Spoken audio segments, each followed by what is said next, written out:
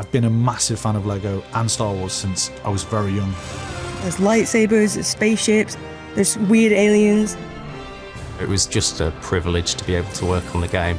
It's just a franchise that spans all generations. I'm going to make the jump to light speed.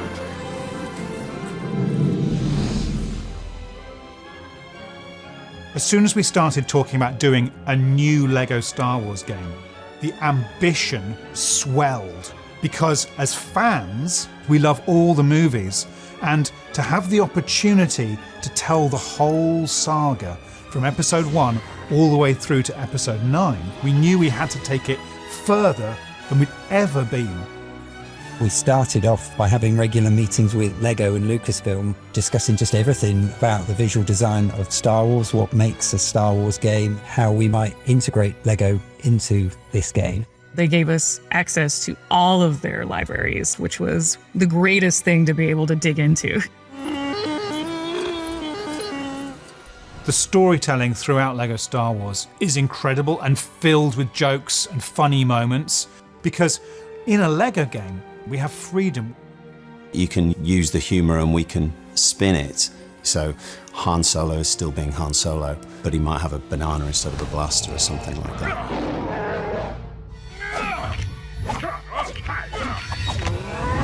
We knew we needed to refresh the game and get something that felt familiar but reinvented.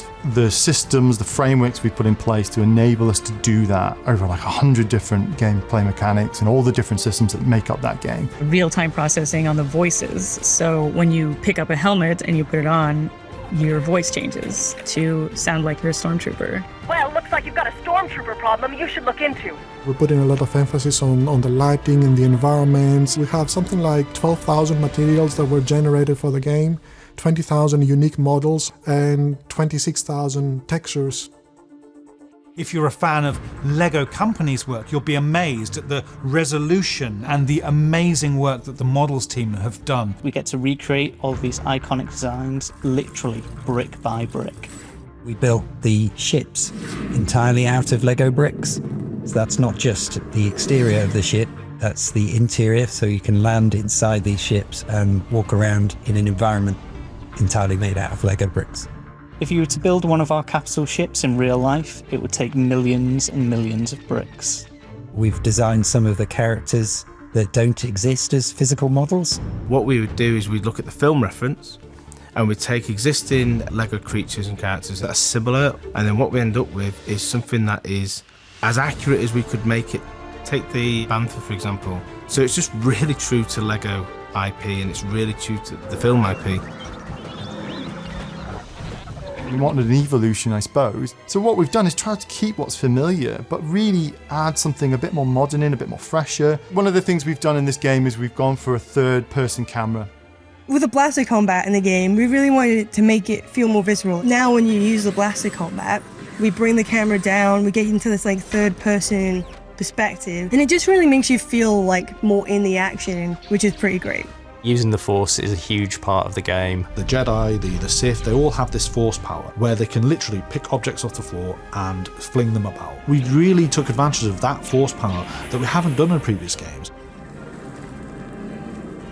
You can fly into space and there's like just interactions that'll happen. Giant ships like a Star Destroyer coming in. You can try and fight it and you can defeat it and you can capture it and take it over.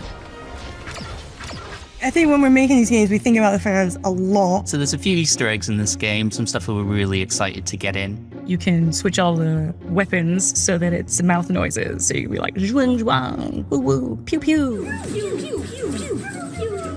And of course, you might have heard of a little thing called mumble mode. So mumble mode is basically how the old Star Wars games were. We had to rely on animation, expression, and these sort of mumbles that mimicked the speech. It goes. Huh? Remember?